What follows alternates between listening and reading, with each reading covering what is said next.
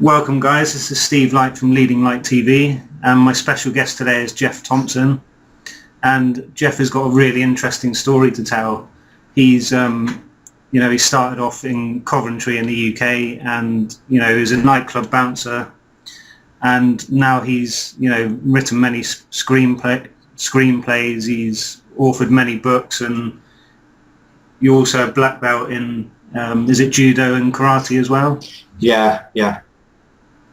So I just wanted to speak to you today about fear, anxiety, and boosting confidence, because I had personal issues with depression and anxiety and stuff, and I think you've got a very interesting take on things. You've been through a lot yourself, and did you want to start off talking a bit about your past? And Yeah, I mean, I think everybody I know suffers with fear, with anxiety. There seems to be a line of fear, what they would call in the Mahabharata, the Sea of Nescience.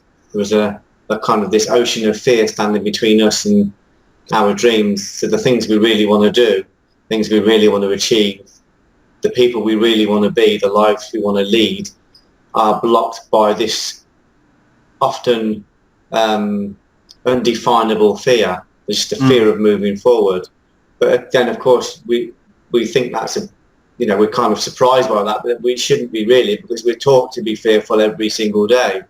If you watch the news 10 times a day, if you read the newspapers, if you listen to the radio, if you talk to your friends, people are teaching you to be afraid. They're teaching you to think in recessionary terms. They're thinking you go and put the news on in the morning. I can't watch it, because even though I know this stuff, even though I teach it, it still makes me depressed if I watch it, because it's basically saying don't go outside, the sky's falling in, there's terrorists, there's no money, there's a recession. But actually there's only, the terrorism is in people's thinking, it's in their perceptions, and the recession is a recession in imagination, a recession in thinking. Obviously we know economically there's a recession, but it's mostly a recession in thinking. It's a recession in perception, because money, as we know, it doesn't really exist other than as a perception, as a tool of exchange. And the tool of exchange is based on perception. Everything's based on perception. Politics is based on perception. So if the perception you're getting every single day from the newspapers and the news, which is basically the information that makes up our reality, if that's recessionary, then we think recessionary. So when I was younger, I was brought up with recessionary thinking. I was brought up with limited thinking. I was brought up with limited core beliefs. It wasn't a conspiracy. My parents weren't conspiring to make me think small. They just taught me what they knew. They taught me to survive in the world. My teachers prepared me to work in a factory. My teachers were not fulfilled. My teachers were fearful.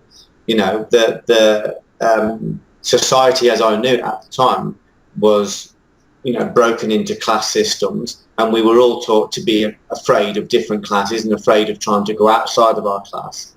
But actually, when you look at it from a spiritual stance, there is abundance. There is an abundance out there. And if we take abundance from the abundance, as it says in the Upanishads, there will still fucking be abundance, because there is abundance. There's only a lack in perception.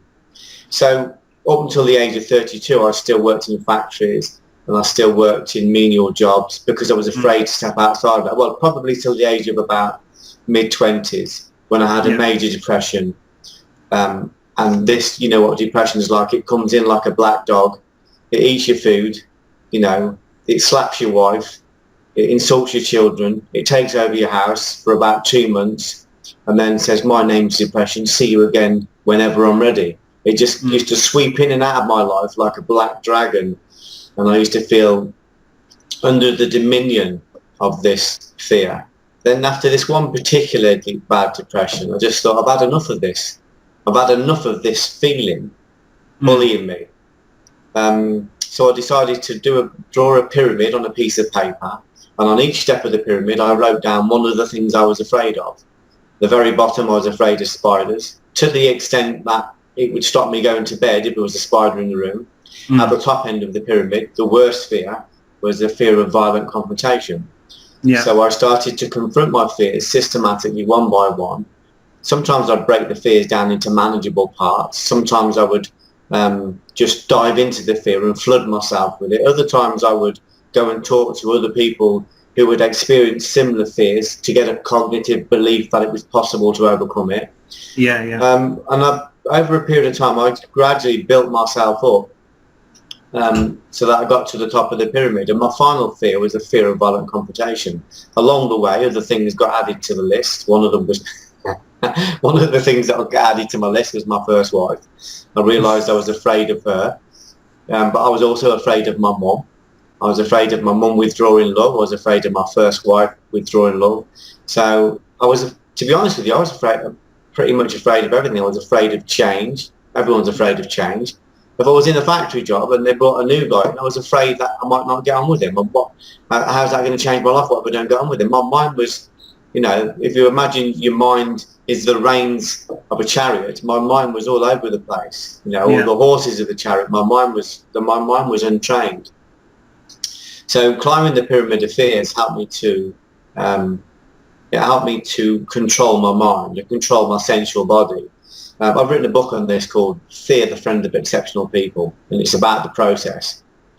So I started to climb this pyramid and overcome these fears, and I built this up because I was actually going out and being a warrior. I built a healthy self-esteem. I was training in karate, and I decided to become a doorman to control my ultimate fear of violent confrontation. Of course, when I got on the door, I realised that I wasn't really afraid of spiders. I wasn't afraid of dentists. I wasn't afraid of karate competitions. I wasn't afraid of confrontation. I was afraid of the feelings associated with it. I wasn't afraid of death. I wasn't afraid of losing my wife. I wasn't afraid of having no money. I was afraid of the feelings that were associated with that. So I was able to, with an act of concision, I was able to break down my fears to, you know, boil them right down to the essence. I was afraid of the feelings. Nobody's afraid of anything but the feelings. So there's only one job, and that's for me to learn to manage the feelings, learn to understand the feelings, learn to channel the feelings, learn to kind of desensitize myself to the feelings, learn to understand them. So I started to study psychology, and I started to study the adrenals, the endocrine system. I started to understand what adrenaline was. I recognized that I'd got a sensitive sympathetic nervous system, but with diaphragmatic breathing and with kind of core control, you know, like what I call controlling the eye of the storm. By building an eye wall, I could control those feelings. The feelings were there, but I could manage them. But the only way I could learn to manage them was to put myself in the middle of those feelings and practice. So when I went on the nightclub door, it was like the ninth circle of Dante's Inferno. It was one of the roughest places in Coventry. Hull was the most violent city in Europe. I realised that everybody was afraid. Even these warriors were afraid. They just learned to manage their fear. So I started to practice overcoming my fears. Anything that came into my life, I would confront it. I would embrace it. I would intercourse with it. I would kiss the leper. That's what I did. Then when I started to read about my spiritual heroes, people like, you know, Muhammad and Jesus Christ and Arjuna and Lao Tzu, these were people, you know, Rumi, these were people that dove into their fear. Rumi actually wrote a poem about going out into the night and hunting down your fears. He said, be a night traveller, hunt your fears, go and embrace them. The Mexican shamans used to go out and look for trauma because they knew that there was essence in trauma. So they would actually hunt trauma down to find, which is what I've spent my life doing. I've spent my life looking outside and looking inside to find and embrace the things that I'm afraid of, because fear really doesn't exist. It's just a perception. It's a bodily reaction to a perceived threat. And if we can change our perception, we can change the nature of it. So this is about finding logos, or finding purpose for what we're doing. So if we have a very strong purpose, the fear is diminished. And if we can completely confront the fear, then the fear will have no existence, it will dissipate. This is one of the miracles of Francis of Assisi. He confided in God that he was afraid of lepers. He had a debilitating fear of lepers. And God said to him, I want you to go out and find a leper wanting to embrace the leper, wanting to kiss the leper on the cracked, bleeding lips. And Francis was a proper man. You know, he didn't like just say, oh, that's what God says, that's what I'll do. He kicked off. He said, that's the last time I confide in you. I tell you my weakest point, I tell you my greatest fear, and you ask me to go and confront it. Of course, he had a faith in God, so he realised it was for his benefit. So the next day he went out, he found a leper, he embraced the leper, he kissed the leper on the bleeding lips, and he wrapped the leper in a coat, and he started to carry him to a refuge. But within a few steps, he felt the leper getting lighter and lighter. And when he unravelled the coat, the leper had gone. He disappeared. This is one of the accredited miracles of Francis, and the message from God was, when we embrace our fears, they cannot exist. Fear is a perception. So obviously, even Einstein said it's an illusion, but it's a convincing illusion. We have to go face to face with it. So we have to learn to turn into it. Maybe as long as we're moving towards it, you know, sometimes we can dive into it, sometimes we can approach it slowly, but we have to embrace it. We have to get sovereignty over the sympathetic nervous system, or over the sensitive body, the sensual body. We have to get control over the mind. The sensual body and the mind join together and create personalities. And from those personalities, we create monsters of perception, and then we run away from the monsters that we've created. So what it's saying is that we are the reality makers, but most of the time we are creating from a place of perceived fear. So we continually create monsters that chase us, and we say, isn't the world dangerous? So when I was working from a negative perception, is when I was 12, I was sexually abused by my first martial arts teacher. So implicitly, this guy was saying to me, he put software on the hard drive saying nobody can be trusted. Not even people you love, especially people you love. So that was what he put. That was the program he put on my mind. So I went out into the world thinking nobody can be trusted. So I built an armory. I built muscles. I put war paint on with all my tattoos. You know, I got rid of all the prettiness from my face. I cauliflowered my ears. I broke my nose. I built this body, and I built martial arts skills that I could kill people with. I can kill in 20 different languages. My killing techniques go through customs, but I learned to do that because I was implicitly told the world was dangerous. And from that negative perception, I created nightclubs, pubs. I created fights at christenings. I created fights in weddings. I couldn't go out without getting into a fight. I was in hundreds of fights. I was in thousands of violent situations. If you fucked with me, I would find out where you lived and turn up at your house, because that was where I was. That was my fear. That was my insecurity, you know. So I created that from a very powerful but negative imagination. When I realised it was me that was doing it, because I said to my wife, isn't the world a violent place? Everywhere I go, there's violence. And she said, Geoff, there's a common denominator. You. Everywhere you go, there's violence. It was because it's what I was creating. I was the reality maker. So I started to, when I realised it was me creating it from this anxiety, from this stress, from this fear, I started to create better things. I started to train my mind to see beauty and love. I forgave the people that abused me over a period of time. I stopped dealing in hate and anger. I got rid of all the violent books. I got rid of all the violent thoughts. I stopped feeding that black dog. And I started to read about love and spirituality and alignment and motivation and creativity. And I changed my whole life from being a negative, violent person to being this person that's just looking to serve and looking for love and looking to give love. It's just about your perception. But again, we are programmed to be fearful. We are programmed to fear the world. It's programmed into us and underlined every single day.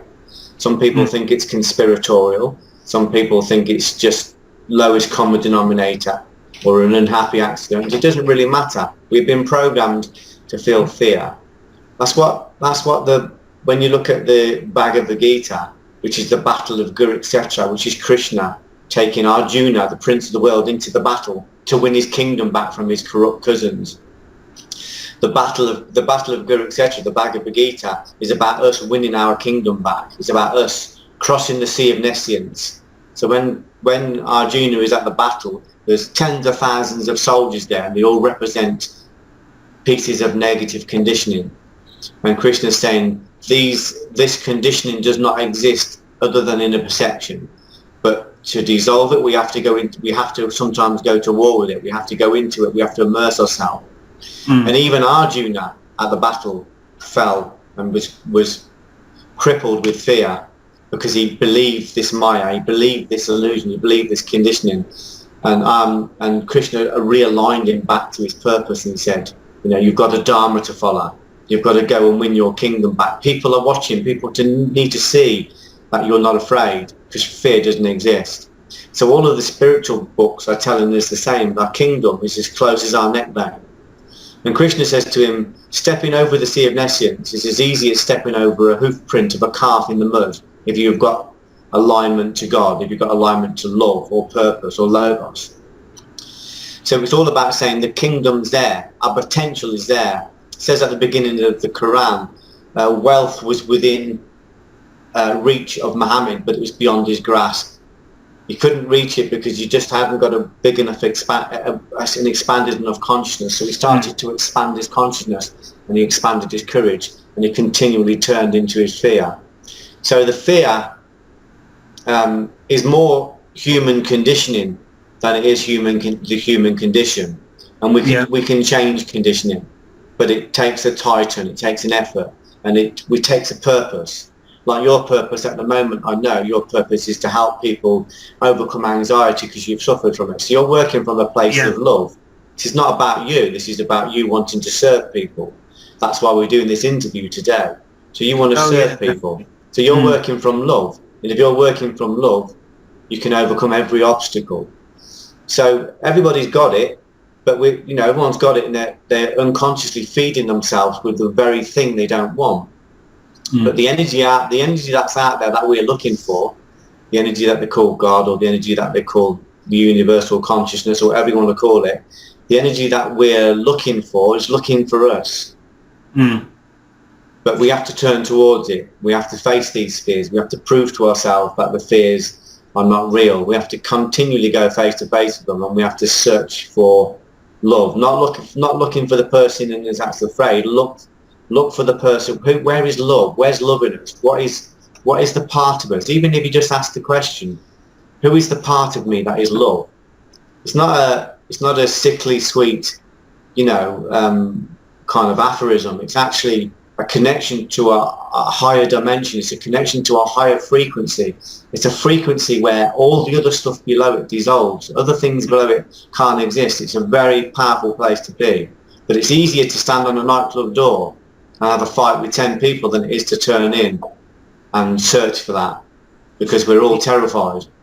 Yeah, well, I was just thinking about that. Would you say that in hindsight, you faced all your fears, and I did a similar thing. I went on courses with 300 people. I did all sorts of things. I interviewed Ruby Wax. I just did all the things that I was shit scared of. Yeah. Do you think that you have to do that, or can you go directly within and improve yourself that way? Because there's so many different ways of doing it. People say you have to face your fears, and other people say you can just look within. What would you say to that? The fears. Are you still there, Steve? Yeah. Sorry, I lost you for a second there. You're back. Yeah. Well, when you look at it in terms of consciousness, when you go out and when you go in, it's the same. Because the stuff that's on the outside is really just projection from the stuff that's on the inside. Yeah, good point. So when you go out, you're going within, and when you're going within, you're going without. So I do both. From my experiences, from my life, I have, and this is what a friend of mine pointed out to me. He said to me, because I said, you can go in and you can dissolve this just from the inside. That's like going to the projector. Not trying to change the picture by going to the screen, change the picture by going to the projector. And he said, but that's not been true for you. You have gone out and faced your fears. And he said, you're right. That's very true. So, but between us, we realised that going out and going in are the same anyway. So you could just sit there and you could meditate and you could dissolve these things. But sometimes, for me anyway, in my own life, sometimes, I mean, I have dissolved major conflicts just by going in. But Yeah. a lot of the times I've also had to go out. I've had to go and stand in front of people. I've had to go and stand and do certain things. But it's always an internal jihad. But I think the smaller battle is when we look at the manifestations. The bigger battle is when we go to the source of the manifestations, when we go to the core of it, when we go into the projector. So I still believe that we can do it purely by going inwards. You know, and you'll know if it's worked, because if you go inwards, you'll find that you can turn hate and anger and fear into love. And when you think about people or circumstances, they disappear. But from my own experiences, I kind of hit it from every angle, a bit in, a bit out. Again, realising that, you know, when you go out, if you go to Japan, you know, to train in karate because you're afraid, and you go to Japan, what do you end up doing? You end up getting battered and sitting in a room crying and having to go into yourself to find out where that comes from. So you could travel the world, but you still end up going in. Everything eventually forces you in. So if you can go in immediately, go straight to the source, then I think that's a really good way of doing it. But as long as you don't kid yourself, as long as you don't pretend that you've overcome the world, but really you've run away from the world. So if we're the reality maker, we can change reality, but we change it from internally, not from externally. And that's what Muhammad calls the big jihad, the very big jihad, because it's much more difficult to have a look at the source of things than it is to go out and, you know, and kind of go into a karate fight, or, you know, stand on a nightclub door. The stuff I do now is much more difficult than it was to stand on a nightclub door, because I have to look at who I am. I have to look at who I'm not, and the parts of me that are not me, I've got to dissolve. I've got to kill them. I've got to kill my parents. I've got to kill my friends. I've got to kill all the influences that misinformed me. This is what Krishna's saying to Arjuna, because Arjuna says, I don't want to go into battle. My father figures are there. My teachers are there. My uncles are there. My cousins are there. My brothers are there. People are going to die. And he said, their karma's already unfolded. They don't exist. What he was saying was they are just, they're just part of your conditioning. They're just scripts. You have to dissolve the script. So we have to go to war even with our family, but not in the sense that we hurt them, but in the sense that we dissolve. If their influence says the world is small, and they've given you a hazelnut size of, size consciousness, then you have to dissolve that and expand it and make your core beliefs bigger. This is what they call expanding the second self. So it's very difficult to, I've seen people who have committed suicide rather than question their family or question their friends or question their conditioning, I've seen people in depression, in psychosis, and in death because they would not question the authority around them. But we have to go inside and do that. That's why people think that's self-development. People scoff at it, but they scoff at it because they're afraid of it or because they don't understand it. It's the most powerful thing you'll ever do. When there was a great thing in the Quran where all the soldiers are coming back to the village from war, and some of them are dismembered, some of them are dying and will die, some of them do die, have died, and most of them are very badly injured, but they're quite proud of their wounds because they're warriors. And Muhammad's clapping and saying, congratulations on the small jihad. And the soldiers are very angry. What do you mean, small jihad? We're dying. Some of us have died. Some of us are dismembered. This is a real battle. He said, yeah, but the big jihad is inside. Once you realise that you're the reality creator, you're creating the reality. You like for me, I don't create fights on nightclub doors anymore. I don't create fights at fucking christenings. I don't create fights in my car. Because I've got no hate and anger in me. I've got no enemies in me. Yeah. So, but that takes a massive amount of courage to say, it's me. I'm responsible for my reality, and I can change that. And we can, because I've done it. I'm not just talking theoretically. I mean, I've done it. I've gone from being a fearful young guy with a young family afraid of the world, to being a nightclub doorman, you know, in life and death situations. You know, 4 of my friends were murdered when I was working the doors, to letting go of the violent tools and becoming a man of peace, a shaman. You know, I've changed that.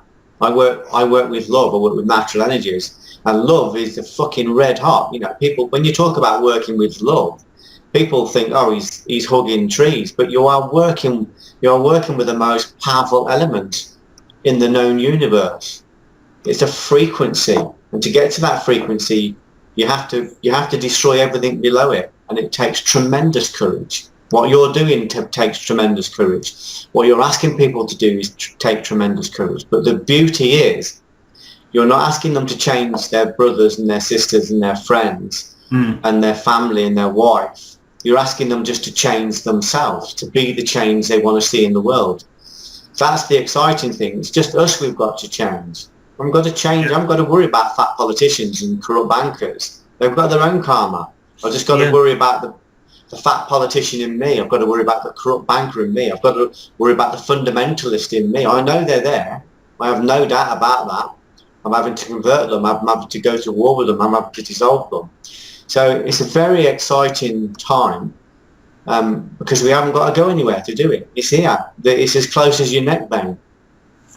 Yeah, that makes so much sense to me, because over the past 10 years I've been facing all my fears, and I've got to a point now where I'm just happy being myself, and I don't have to be a different person. Yeah. And I always thought that I had to change and be a really outgoing person, and then I was afraid of being too outgoing, and I was thinking to myself, what if I get too cocky, and what if all this stuff happens? And I had a view in my mind that confidence was cockiness, and that stopped me from,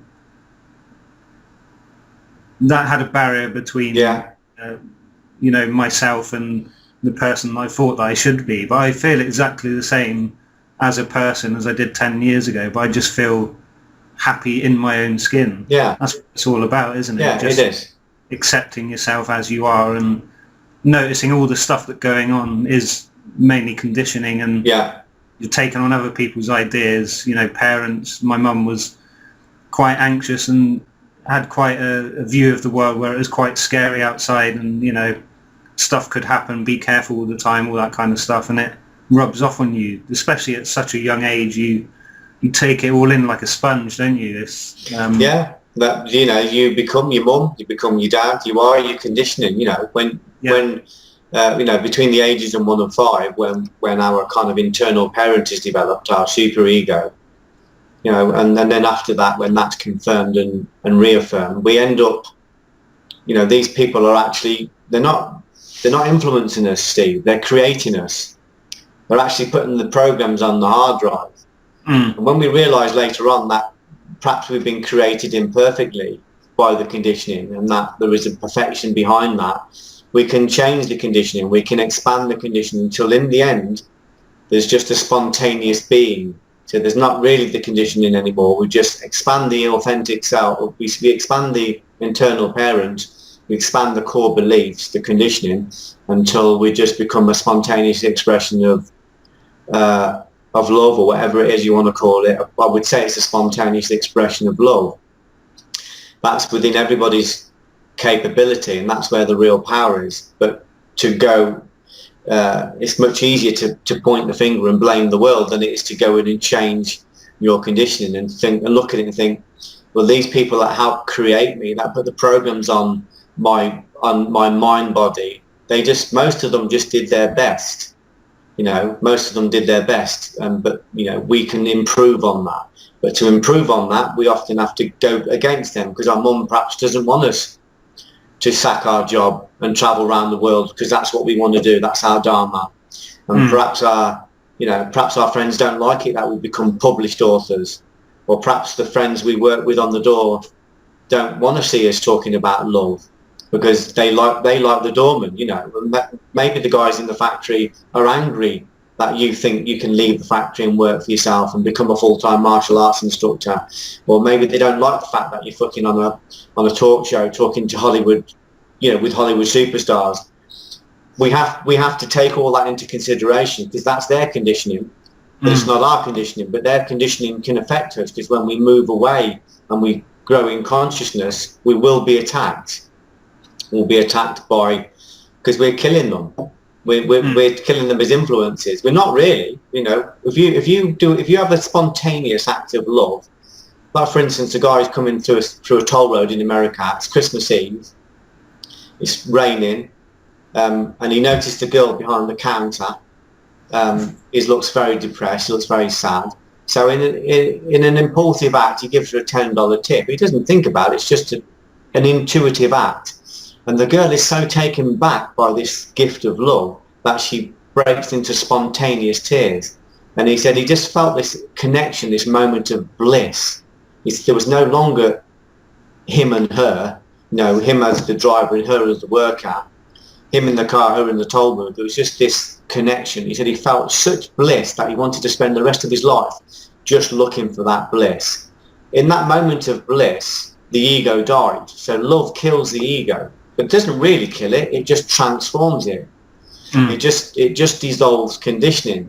Conditioning will say, well, fuck it, she's got a job. If she's not happy, that's not my fault. She gets paid. If she's not making the rent, that's not my fault. But that's not what love says. Love says, just give, just keep giving, because there's an abundance. You know, so when we find moments like that, you know, love is death of the ego. It's death of conditioning. But it's normally just a spontaneous thing. We do it, we'll wander off, and then we get back on with our life. We stumble on the truth, as Churchill said, and then we wander away as though nothing's happened. So we've got to try and find more moments of bliss like that, where we connect, where we can kill the ego by transforming killing the ego is entirely the wrong word, because everything just transforms. You know, when you put sugar into water, you don't kill sugar. You know, you just join sugar with the water, and every part of the water becomes sweet. So the idea is that there is just this oneness when you connect to it, and trying to find more expressions of that, more ways of doing that, because there's opportunities every single day to do that. But we have to overcome our own conditioning, and our own conditioning is saying there's a recession, there's violence, there's terrorism, there's greedy bankers, there's people sitting in a room trying to make life difficult for me. They're not. And if they are, that's their issue, not yours. You can sit above, you can rise above the world, you can be in the world but not of it. But that's about spending your time cultivating yourself. That's when people come on my sovereignty course, or when they come on you know, my black belt course, whatever course I'm doing, that's what they're coming for. They're coming to cultivate themselves. And all I do is I give them tools to help them connect to their own source, specific shamanic tools to help them connect to their own source, so that they don't have to go through me. I don't want to be their guru. I'm not a guru for them. I just connect them to their own source. I deliver the Bhagavad Gita. I deliver a spiritual discourse that helps them connect to God, so they can experience God, whatever that is to them, in their own way. It's a fingerprint, and then they'll feel that expansion. They'll feel that bliss, and then all of the stuff they're looking for, you know, the money and the business and the material things, the consumeristic things, they're an exponential effect. They're a byproduct. They come anyway. They're just the trinkets. But people, as Rumi said, people are busy looking for the saddle. Don't look for the saddle. Look for the horse. And then if you look for the horse, you'll get the saddle as well, and the stirrups and the reins. You'll get the whole lot. So it's just trying to find ways of connecting to love. And to connect to love, we have to... the word war is not the right word, but we have to embrace our conditioning, and we have to thank our conditioning, and we have to say, but it's time to move on and expand our conditioning. And the reason that's difficult is because my wife is part of my conditioning. My children are part of my conditioning. My workmates are part of my conditioning. You know, my friends are part of my conditioning. Society is part of my conditioning. So I'm having to risk losing all that. Generally, if you're around people that really love you, they grow with you. My children have grown with me. My wife has grown with me. But not everybody's grown with me. You know, not everybody's taken the ride. Some of them have chosen not to come. And that's their dharma, but it's not mine. So It's difficult, but it's exciting. It's easy to ignore, but you know, because there's so many opportunities to point the blame at somebody else. You know, it's Yeah. and it's not difficult. Like I said, if you want to know who you are, you know, or if you want to know who you're not specifically, just look at your online presence. Look at your Facebook page. Look at how you treat people. Look at look at your shadows. Look at how hideous people can be. That's because that's not them. That's a shadow. You know, when you meet people face to face, you see who they really are. You see the love. You see the connection. You see the soul. We're all connected. So first of all, find out who you're not. You know, you're not those material things. You're not that aggressive person. You're not that insecure person. You know, that's just conditioning. You know, you're not the sensual body. You're not the mind body. You're not the mind. We're not the mind. My mind is not me. My mind is the software. I love my mind. I love my body. I love my sensual body, but they're not me. There's a big me at the back, a looker, as they call it in Hinduism. There's a seeker or an observer. My authentic self, my soul, my Atman, that's at the back. That's who I am. Yeah. And the egoic body and the mind body and the sensual body and the physical body, they're all tools for that. And I know that's a hierarchy, but this is one of the things I was saying to my friend. I've got a great friend in America that I speak to. We have great conversations about our search. And I just say, when his name's Larry, I said, when we connect to love, there's no fucking such thing as a hierarchy. There's no authentic self. There's no egoic body. There's no mind body. There's no sensual body. There's no physical body. There is just oneness. There's just a spontaneous being. So the hierarchy is just there to help you to understand. You know, if you're run by the sensual body, you're not living in a great place. You know, because your horses aren't trained. You know, if you're living from the mind body and you've got negative or limiting core beliefs, you're not living in a great place. You know, that's the tail wagging the dog. We've got to be living from our authentic self. And when we start turning towards the authentic self, this energy, this vast energy that is looking for us, finds an expression through us. It wants to work through us. It wants to express itself through us. We need to be a powerful, righteous conduit. And the word righteous, again, I know it has a biblical ring, but righteous just means right path. It means moral and ethical and virtuous. It needs a virtuous path to manifest through. So it's an exciting time to be alive. But don't look at the news every day and read the papers every day and talk to the same people every day and expect to get different results. Yeah. You know, if we want innovation, we need diversion. We haven't got diversion, we haven't got innovation. We need to divert from the path that we're on every day and start finding our information somewhere else.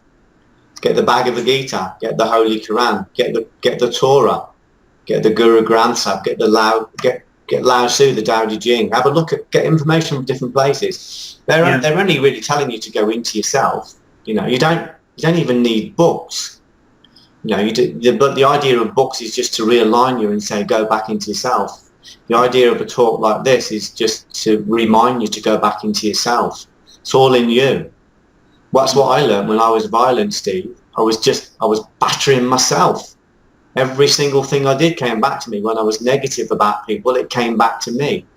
When I was mean, when I was unkind, it came back to me. I carried it like a fucking bag of stones on my back. It makes sense to be kind, but it takes courage to be kind. Yeah. Well, I wanted to speak to you about the whole martial arts thing, because I felt so insecure and, you know, I hated myself when I was younger. I always had an urge to fight with people. I had a few small fights and all that, but it was, you know, I started finding myself getting punched for no reason. Like I was probably only about 14 going to like one of those junior nightclub things, and when I walked out I just got punched in the head and I just felt such a victim. It's like, why do I deserve this? But before then I always had this urge that I wanted to prove myself, because I felt so insecure and insignificant. I wanted to, I couldn't express it through words because I couldn't articulate how I was feeling that well, and I just wanted to, let it out in that way. Can you relate to that with when you learnt martial arts? You wanted to like kind of be somebody and talk through your fists, and like you said, have that armor. Yeah, I mean, it's violence is a method of communication. It's just not a very effective method, and even well-intentioned violence bounces back on itself. But for me, I couldn't have gone any other path. The martial arts enabled me to find sovereignty over the physical and sensual body. If we haven't got control of the physical and the sensual body and the mind body, if we haven't got control of those, we're not even really noticed at a higher realm. We're not even noticed by the kind of, what Freud called the angelic realm. We're not even noticed by that, because this energy doesn't really have room to express itself righteously through us. So I went through that phase of doing martial arts to get sovereignty over myself. And when I got to a high level of martial arts, I realised that the physical was just the small jihad. And to do the big jihad, I needed to go into the Budo side of it. I needed to be able to, start working with virtue, start working with morals and ethics. And the same as everybody else, struggling with that, because it's difficult, isn't it? It's difficult. It's difficult to be continually righteous. It's difficult to live a moral life. Everybody wants to, get something for nothing. But when you realise that that's where the mastery is, you aim towards it. But I think that warrior phase of being physical is I wouldn't say it's normal. It's probably a normal part of human development because of our kind of cultural conditioning over the years. We feel the need to be able to defend ourselves in the world. But at a high level, you learn to defend yourself with your thinking. When the three kings came from the Orient to the birth of Christ, they were shamans. They were the three magi, they called them, maguses. They were rich merchants. They understood the money shape. They were not afraid of the money shape. They were able to travel from the Orient on the journey, protect them from thinking. That's what the Bible talks about. They protected themselves on their journey with their thinking. So at the highest level, we realise we're the reality makers, so we don't need to protect ourselves with our fists. But learning to protect yourself with your fists is one of the rungs on the ladder. It's one of the stages you go through to get to that place. And there is a place where not that, as it says in the Matrix, not that the bullets, you'll be able to block bullets, but that eventually you just won't create situations where there's violence. Yeah. And if you do create them, you'll learn to dissolve them from the source where they came from you. So it all comes back to us. It's about what's in us. Yeah. That reminds you of like martial arts like Aikido. Have you ever looked into that? Because that's basically the way I see it, the art of non-violence. It's like dissolving confrontation without having to use violence, isn't it? Well, if you look at Ushiba, if you if people are watching this and put Ushiba into Google, Ushiba was the founder of Aikido. He trained his spiritual prophet, his spiritual teacher was Anusabura Debuchi. If you look him up on Google, he had 3 major epiphanies in his life. He had moments of clarity. It's really, really wonderful to read, and he talks about the warrior working from love. He's one of the few martial artists in history that was not afraid to talk about love. I mean, if you listen to Rick Young or Dan Inosanto, they talk a lot about the highest level of martial arts is love, and this is what Ushiba talked about. So it wasn't that his art enabled him to defend himself better. It was that his art just enabled him to not create violence in his life. He said if anybody challenged him, it would be like taking on the whole universe, because he was connected to his source. So I love Aikido. I did Aikido for quite a few years when I was younger. Interestingly, my first Aikido instructor sexually abused me. So it didn't leave a good mark. But that one experience was pivotal in my life. It created a catalyst. It put a lot of fear in me. And this was just this one individual. Obviously, it's nothing to do with Aikido. Aikido is a wonderful art. It's one of my favourites. But this particular individual sent me on a journey of searching. If that hadn't have happened to me, I wouldn't be here talking to you now. I just wouldn't. I'm grateful for everything that's happened to me. Everything that's happened to me is good. Yeah, that might be quite a difficult thing for people to take who have been abused, because it's so traumatic. I can only imagine how difficult it would be. What would you say to people who would be in that situation? Because it's quite a touchy subject, isn't it? Yeah, it's about power though. We're talking about power, aren't we? And we want power. If someone sexually abused me when I was 12 and he's still in my mind when I'm 20 and still hurting me when I'm 30 and still taunting me when I'm 40, that man's got control of me. It actually possesses me. Yeah. Forgiveness is not about letting people off. I understand the universal law of karma. I know that I can't let people off. That's not within my power. All I can do is disentangle myself from the situation.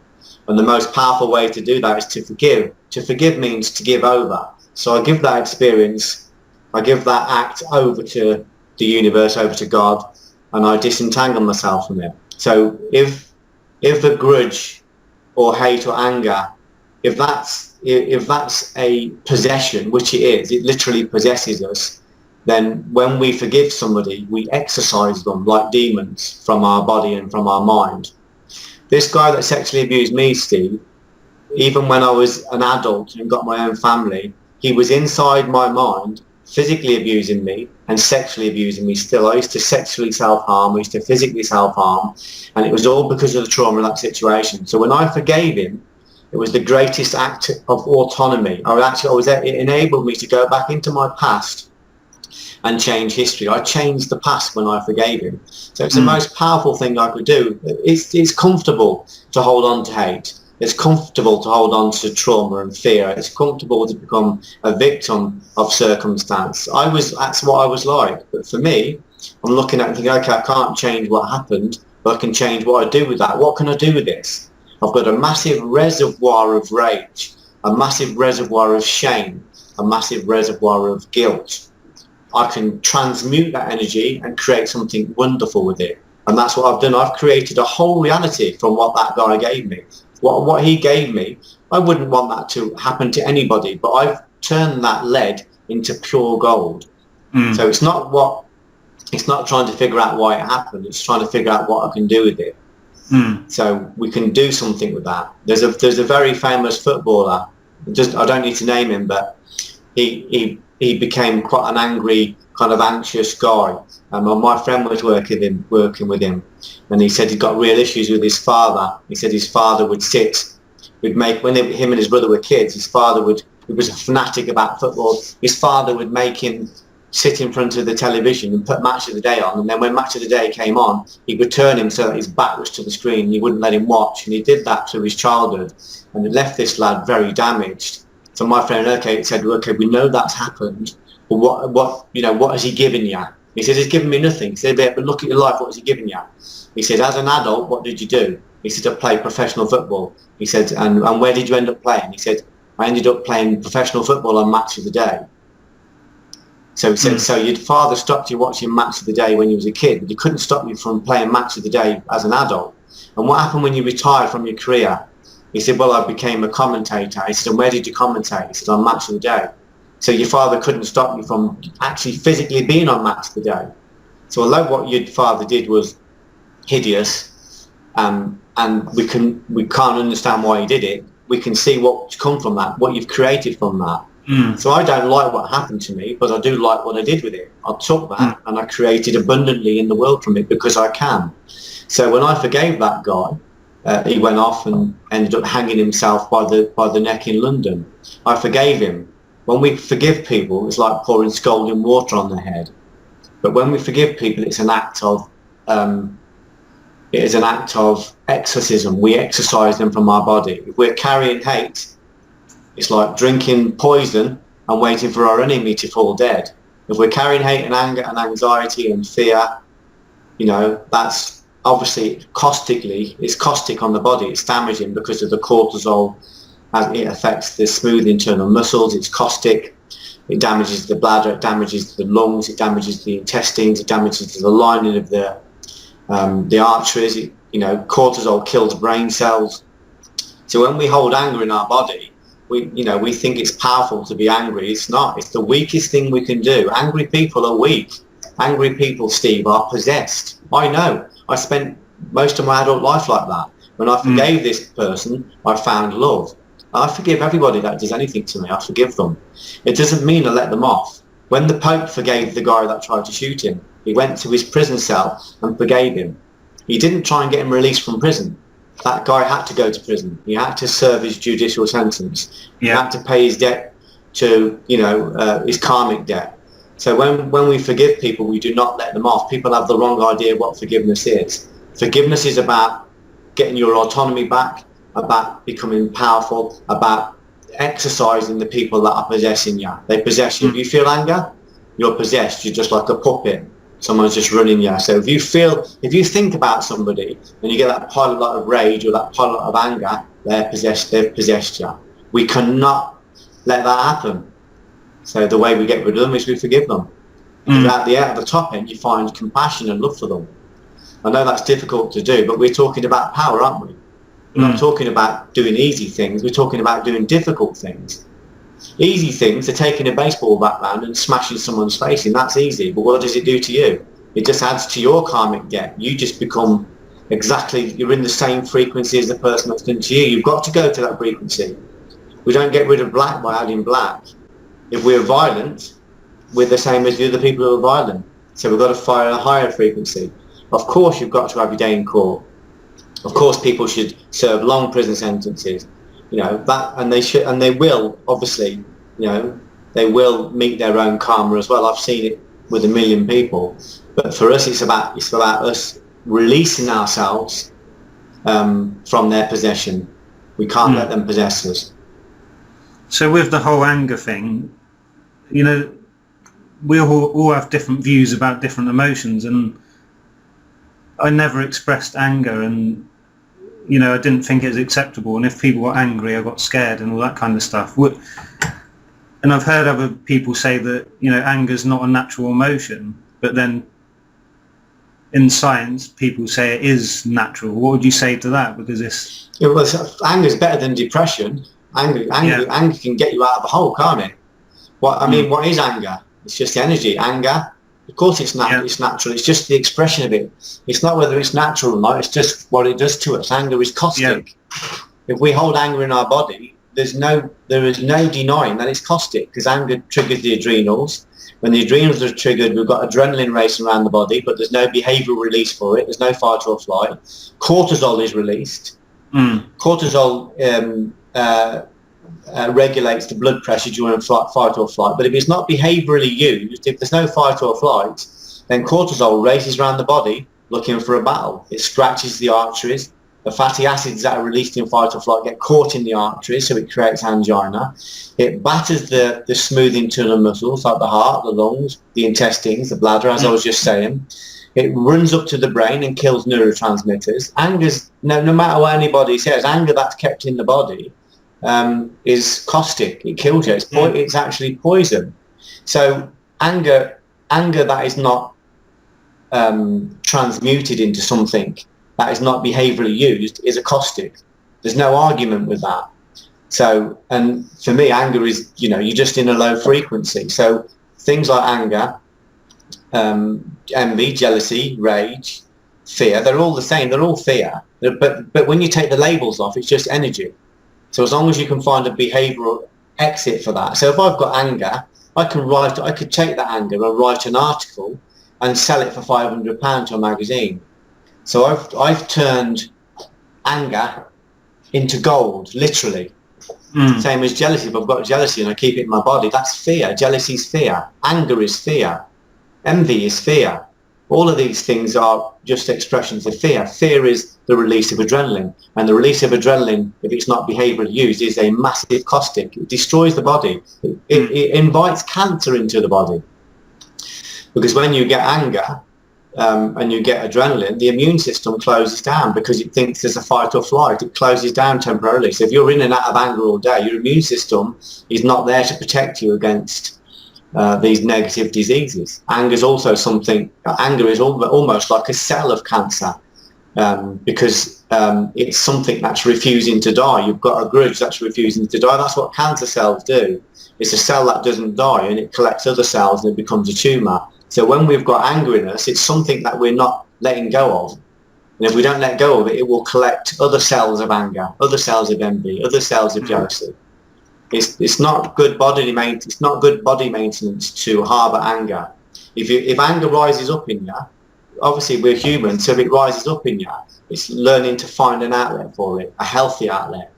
So if I'm angry at you, I could go and do a 5-mile run, and I could actually find a surrogate release for that anger, for that energy. Or I could say to you, like I spoke to someone the other day that upset me, and he made me very angry, this person. I said to him, why would you do that to me and my family when you know I love you? Why would you do that? So I was able to transmute my anger into love, because I love this person. I do love this person.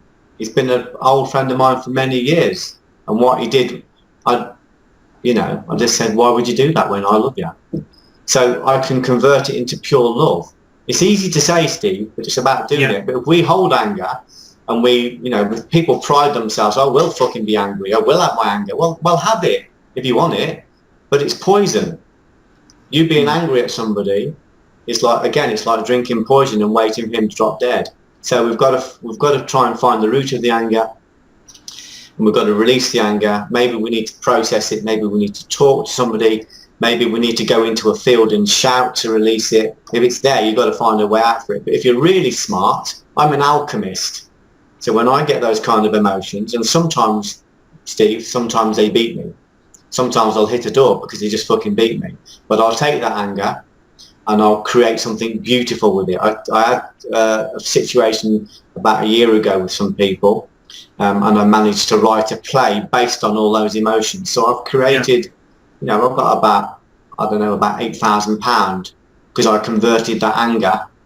I could have gone round and been physical, but that's below my game. I won't do that. That's not the world I'm in. That's the small jihad. I could have done that. I didn't. I wrote a play about it. I spoke to them. I expressed my love for them and my disappointment, but I wrote a play about it. I conveyed the emotions in the play, and I converted that into gold. So all of these things are natural because they're energy, but they're unnatural if they stay in the body, because they're not meant to stay in the body. They are only released as an energy for survival.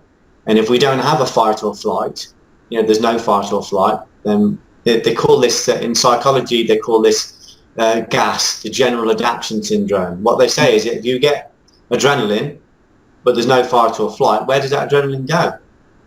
Your body goes into sympathetic nervous system, fight or flight.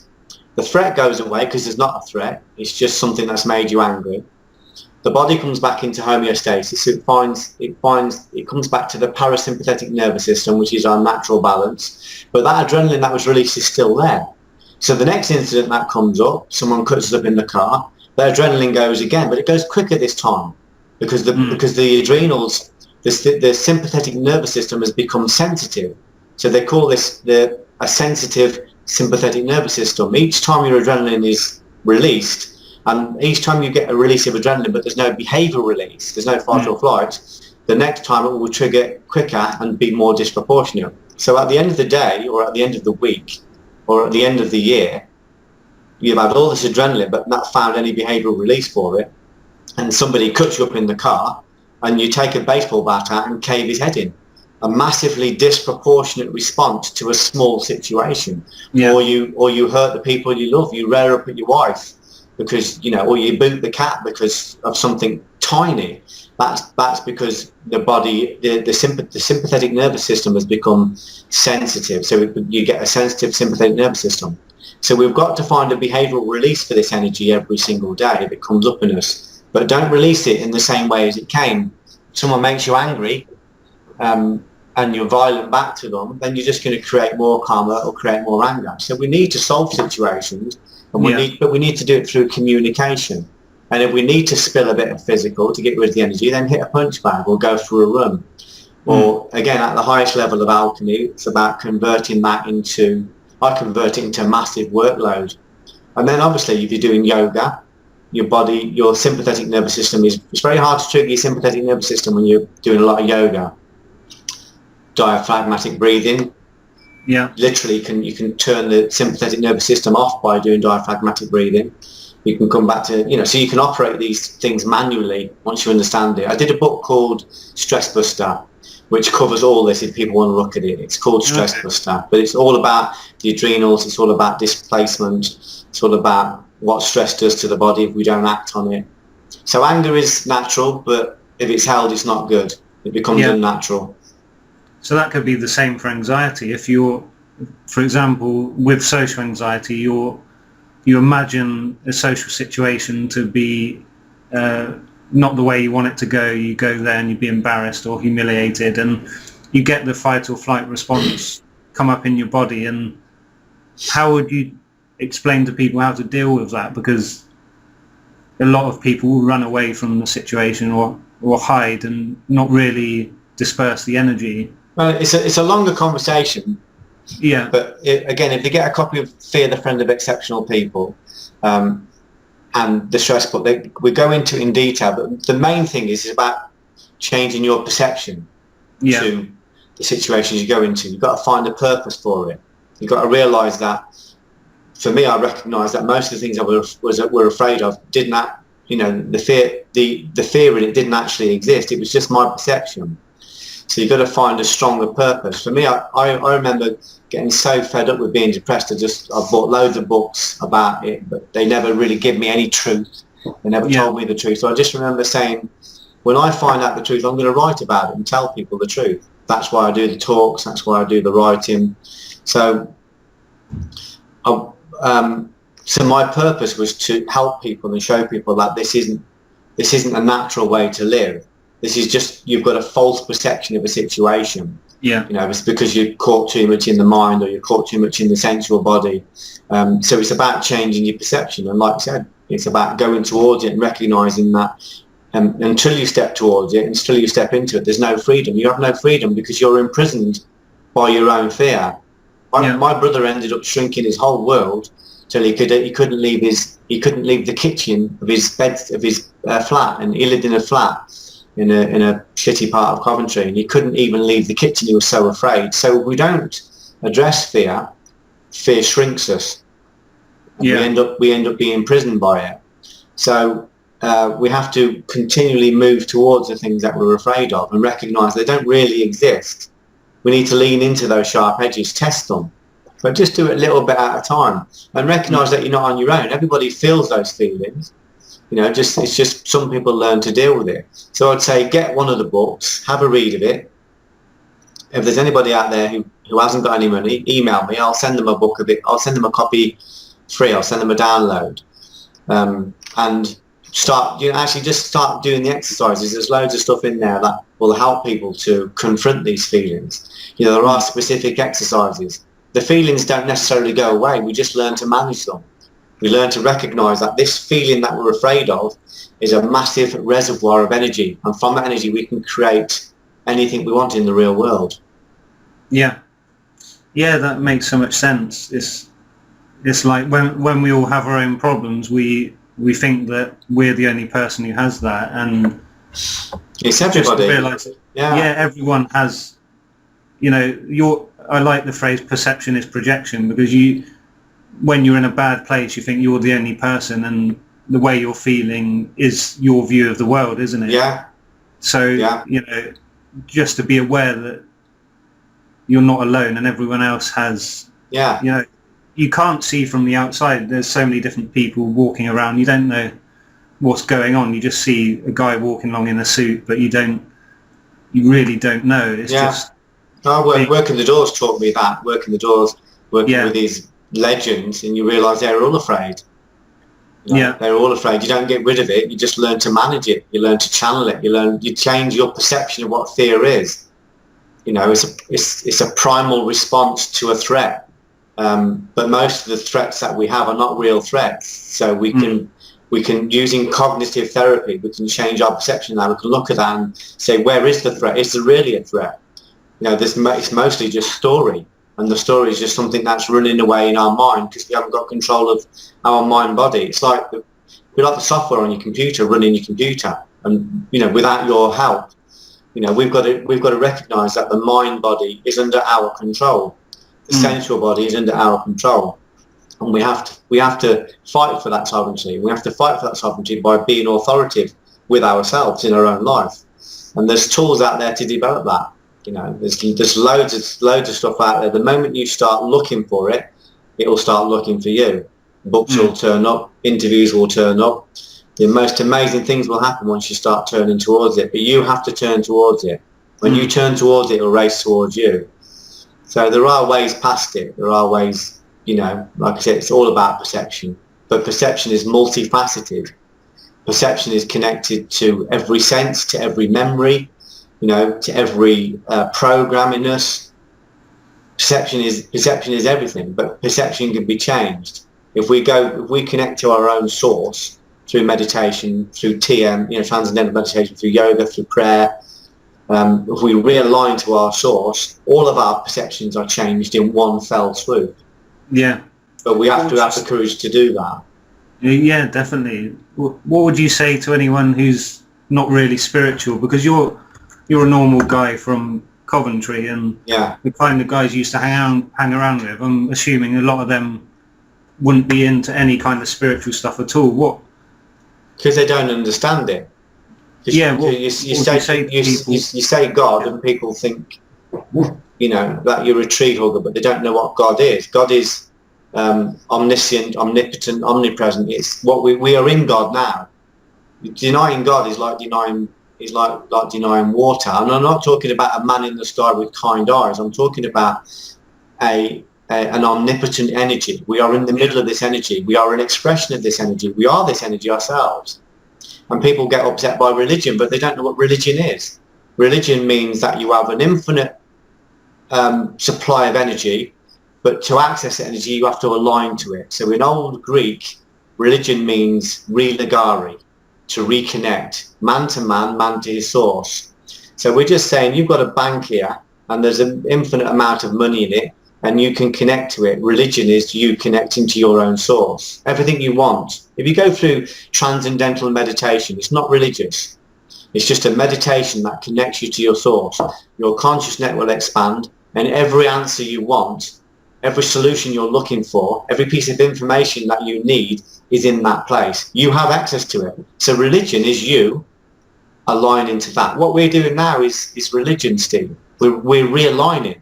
People don't know what religion is. They don't read. You look at the Bibles; they're just books by prophets and philosophers, by learned people, and they're subtextual. It's not just about the stories; it's about what's below the stories, and it's not just about the stories. It's about the cadence of the stories. It's about when we speak the stories subvocally. It's about the effect that vibration has on our body. How that vibration, that religious vibration, dissolves old scripts. It helps you to align. So religion means to realign. Don't be afraid by a word.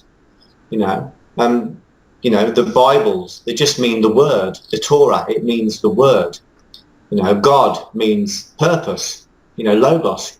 God is translated as logos. It just means purpose. So I say to you, align to purpose. You say, oh, that makes perfect sense. That's where the power is. If I say align to God, all sorts of conditioning comes in and thinks, oh, fucking hell, he's talking about God. I'm talking about logos. But there isn't really a word that's going to satisfy everybody, so I use the word God. I need to be courageous in my use of that word. I know what it means to me. And if it affects people, they need to look at why they're affected by a word. They're affected by conditioning. They're affected by what someone's told them, what they've learned. But why don't you pick the books up and find out for yourself? And be amazed at the fact that, like the Srimad Bhagavatam is, the Bhagavad Gita, the Mahabharata, the Hindu texts, they've come from the Vedas. They're 5,000 years old. There's an unbroken lineage of information. It's just information. It's knowledge. And knowledge and information that realigns us, dissolves old scripts. It expands the second self. That's what Yudhisthira says. He's the king of the world in the Mahabharata. How do you become successful? You expand the second self. That's what you do when you go out and face your fears. When you face your fears and dissolve them, you realign back to your true purpose. So I've spent a long time looking at these books because I'm not interested in what people think about these books. I'm interested in what I can take from them myself. And what I realised when I read the Quran, I was writing the Quran as I wrote it. Everyone that reads the Quran writes the Quran. Everyone that reads the Bible writes the Bible. Everybody that reads the Gita writes the Gita. We are creating the reality ourselves. I don't understand it all myself fully, only that alignment is a simple thing. It gets convoluted by words and by dogma. But we need to, as they say, run our dogma over with our karma. And karma, what does karma mean? Karma just means action. So we need to take action. If we've got a false idea of religion, why not look into religion? If we've got a false idea of the Quran, why not buy a nice copy and read it? Yeah. Why not go and sit with? I had a 30-minute chat with a Sikh warrior the other day. I loved it. I just loved it. I loved his take on their guru is Guru Nanak or the Guru Granth Sahib. I love the history of what they do. I love the fact that they want to serve the community. So I just, I'm talking to him and I'm learning a lot just from being in his company. We expand by being in the company of people from different cultures if we're open. We don't need to be threatened by, because it's perception again. Yeah. So being spiritual is like, of course, people say you're religious. Yeah, of course I'm religious. I align to God every single day. I just align to my source. That's what it means. So we need to educate ourselves out of the ignorance of, people have these real false ideas of what certain things are. But why not find out for yourself? Why not take a look for yourself and be excited about the fact that, this 5,000-year-old information is yours, free. Yeah. It's incredible. People would fight to the death over a £10 note on the floor, but they won't pick up, a free copy of the Bhagavad Gita, which could transform their life. There's one line in the Gita that transformed my life. One line transformed my life. The self is the self's only enemy. The self is the self's only friend. We don't need to work on anybody else, Steve. We just need to work on ourselves. So I'm excited by that. Well, they're like the original self-help books, if you like. They absolutely, yeah. That's personal development. Yeah, they are. Yeah. And every time you said God, I have a reaction because I wasn't religious, and every time I used to think about God, you would have the picture of the guy with the grey beard in the sky, because that's what you thought God was when you're growing up and all that kind of stuff. And then when I think of God, I think of people being evangelical and all that kind of stuff, and you have all those associations, but it goes back to a fear thing again, doesn't it? If you don't understand it, just face it and look at it, and you're not going to be afraid any longer. It's just... Well, if I say the word God and it jars you, I've already instructed you, haven't I? What do you mean? If I say the word God and you're jarred by that word, I've instructed you. I've shown you something in you that you need to look at. Because if you can be jarred by a word, then you can be controlled by a word. And you don't need to be controlled by a word, especially a word so empowering. It's just that people have false ideas of what the word means. It doesn't, what it means to you is not what it means to me. I don't know what it is. I've no idea what it is. I'm completely ignorant to what it is. I only know that I feel it and that I've experienced it and that it expresses itself through me. I am a conduit for it, but I have fucking no idea what it is. No idea at all. I only know that I read the Srimad Bhagavatam, 18,000 verses. It took 2 weeks off work to read it.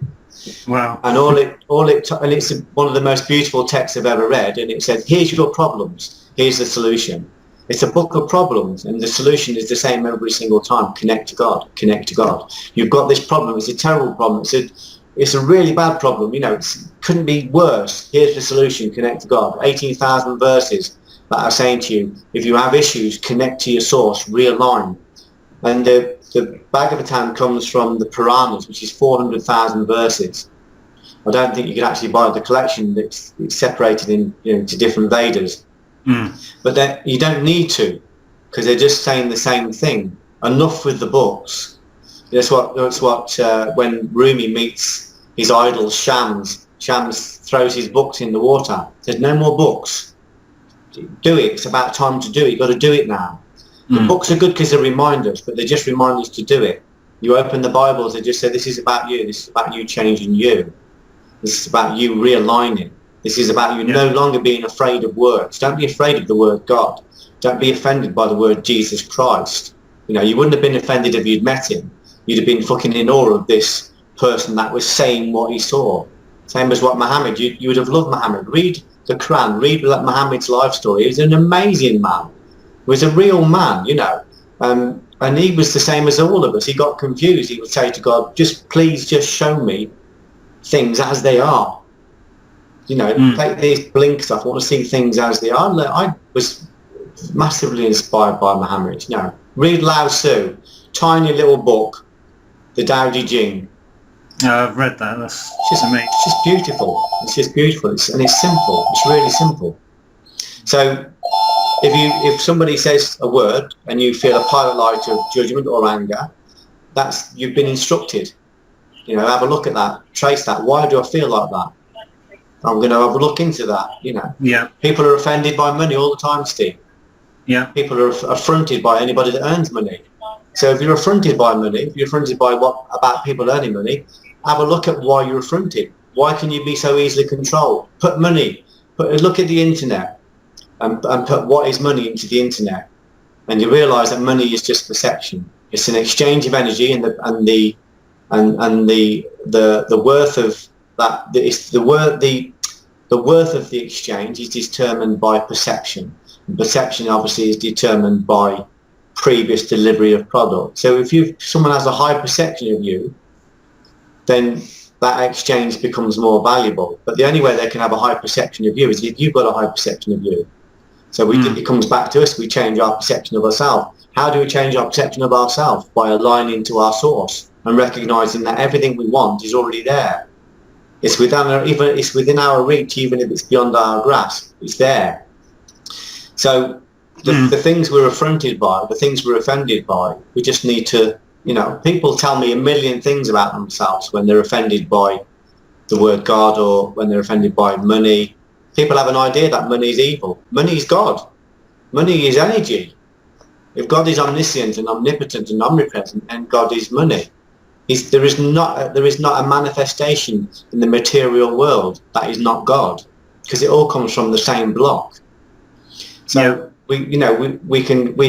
It's like having a block of gold and making, you know, 1 million pieces of jewelry from it and scattering them around the world. And someone says, well, this piece of jewelry is evil. This piece of jewelry is good. This piece of jewelry is valuable. This piece of jewelry is tapped. It all comes from the same block. It all comes from the same place. So everything comes from there. So we can't understand God as omniscient and omnipotent and omnipresent, and then say some things are evil and some things are good. They all come from the same place. It's just about what we do with stuff that creates a meaning or an intention for them.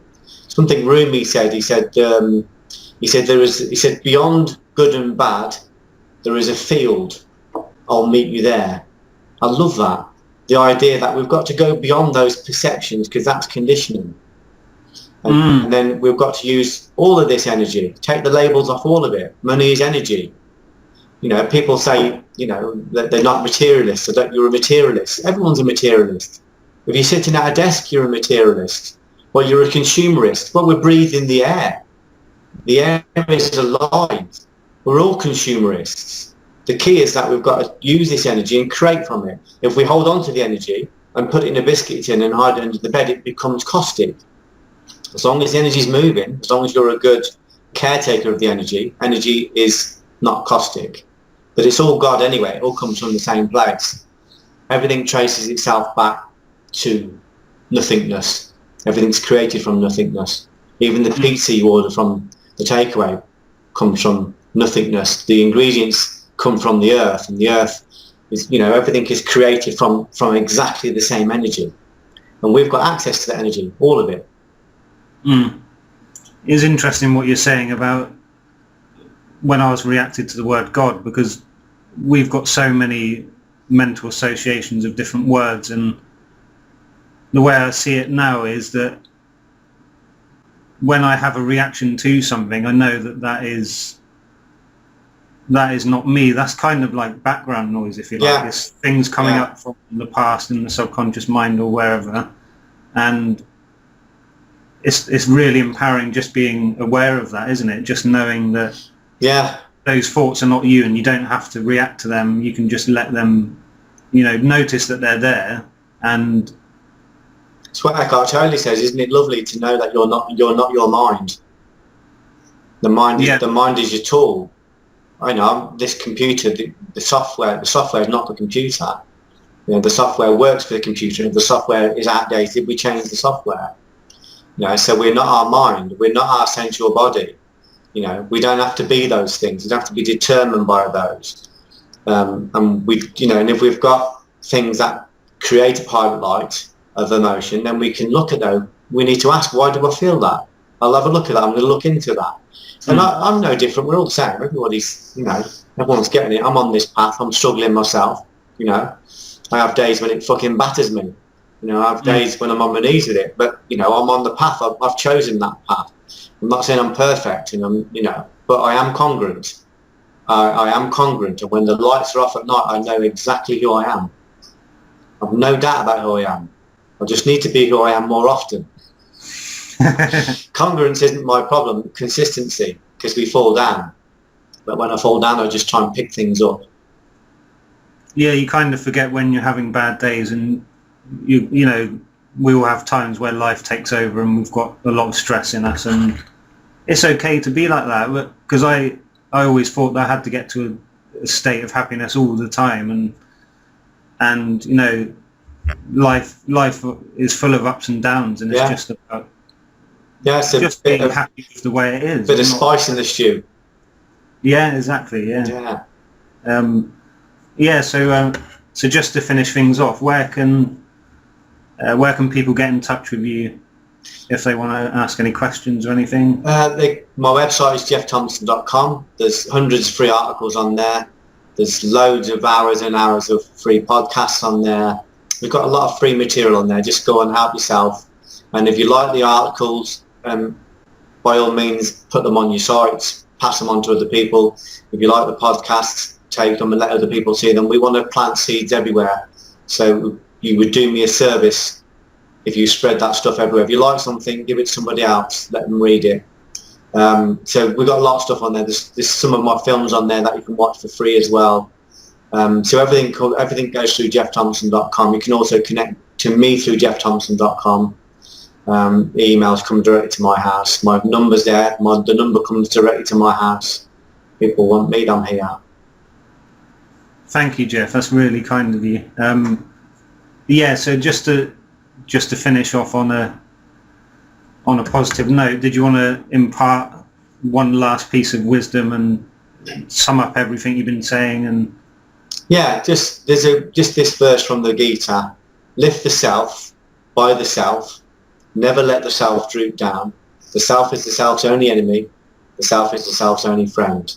If you want to change the world, you need to be the change. This is from Gandhi. Be the change in the world that you want to see. And just work on developing you. You don't have to worry about your wife or your brother or your sister or your friends or society. Concentrate on you. If you change you, it will have an exponential effect on everything. And just bring love to what you do. If you just bring, this is what Krishna says, if you bring a handful of rice and it comes with love, if you bring it in a rag and it's all you've got and it comes with love, it will feed the whole universe. Love connects to everything. So just find that place of love in your work, in your relationships. There is no fucking shortage of kindness. We can do, there's opportunities every single day to invest in the divine economy, and every good thing you put out there will return to you, just the same as every bad thing will eventually come back home and knock on your door. That's what Frankenstein is about. The Frankenstein story is about the fact that we create our own demons, and then we try and disinherit them and try and disown them, but they just want to come back and be acknowledged. So don't, if they come back into your life, embrace them, own them, accept responsibility for them, and then spend your life not creating monsters. Just create angels of intention, create, you know, lights of intention. You can do that. The opportunity is there every single day to serve somebody from love. Little tiny, and it needs to be that, like I said, you know, you give $10 or £5 or a pound to somebody with love, you've connected to everything, you've fed everybody. It's an exciting time. So, but just develop yourself. Don't worry, it's a bag of frogs out there. Don't worry about trying to fix all that. Just come back to the self, fix the self, align the self. Awesome. Thank you so much, Geoff, for your time. I really enjoyed speaking to you, man. Thank you, and thanks for inviting me. I appreciate it.